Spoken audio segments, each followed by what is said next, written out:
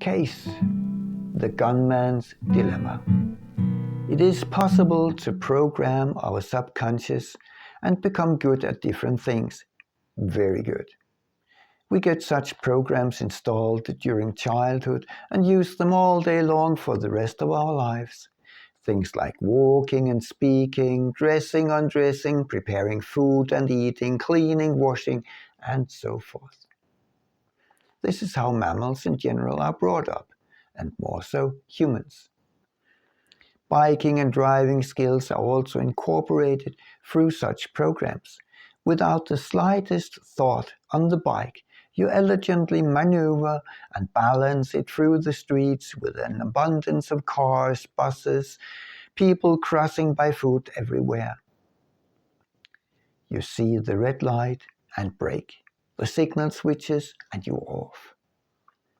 Even the use of highly sophisticated equipment will eventually take the path. See how we use our smartphones and even deadly weapons. The soldier exercises to kill uncertain reflexes. If such a button is triggered, he shoots. Shoot first, ask questions later. This cynical saying is associated with such practices.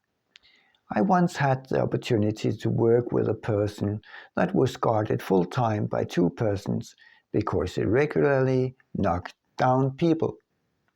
Let us say, in order to take back control of a life where everything was controlled by a steady stream of people hired to safeguard his everyday. This, of course, put some pressure on the working place, because on the other side of the table his home was exactly that. We were constantly pursuing new ways and procedures in the hope to calm him down and get the situation under our control. In actuality, this was a war, and we were all afraid at some level each and every day. At some point, I sort of gave up the attempts driven by the organization. I was determined not to suffer from an attack. I wanted to be prepared to be able to bring the guy to rest, leaving both of us without injuries. Every day for some time, I tried to figure out what to do. And eventually, I decided for a solution. Should the situation get out of control, I would grab him by the hair, drag him down.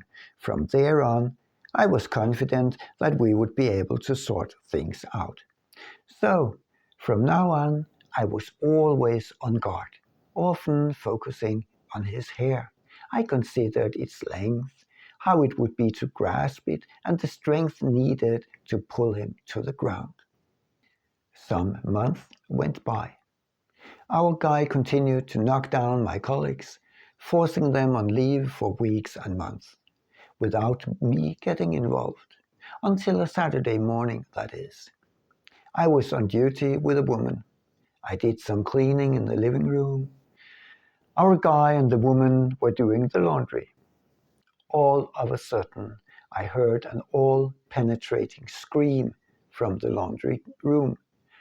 I put down the dish brush, dried my hands off, and went to see what was happening. No, I did not. I remember the kettles in the sink as I heard the scream, all right. The next thing I remember is the sight through the doorway. His scalp. Like when you cut an object out of a picture with a photo editor, there was nothing but his hair.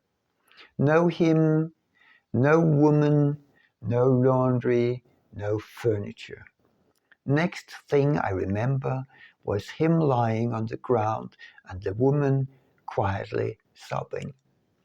All of a sudden, he had pulled her by her long hair, but within seconds, everything was over. We could help our lad up and take a well-deserved break. Well, our guy was quite surprised, and the woman was very happy, though heavily shaken. But what did actually happen? Even now, decades later, I have no idea as of the details.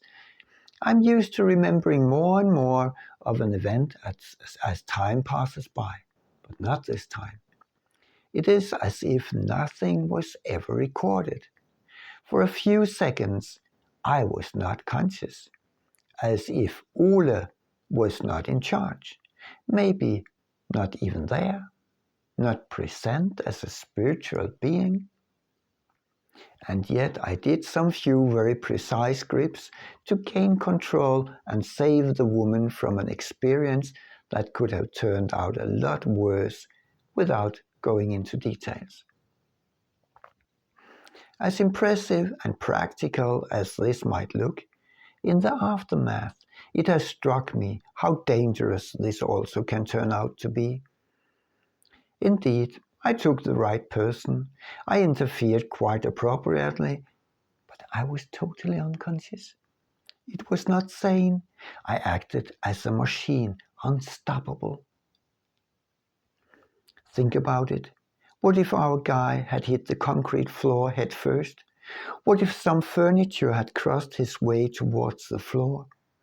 What if the floor had been full of crunched bottles, dangerous snakes, or had opened to a soaring 300-meter gorge? Could I have killed him, even though I had researched and found a seemingly secure and safe method and prepared diligently over months? All this turned out for the best for all three of us, but in other cases it might not. Every now and then, a police officer shoots and kills a not paying hotel visitor or a car thief simply because a shadow triggers an automated shoot response. Shoot first, ask questions later. When the button is hit, there is no way to stop it.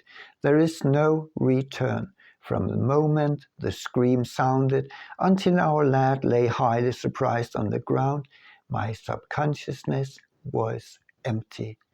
I acted out of Delta.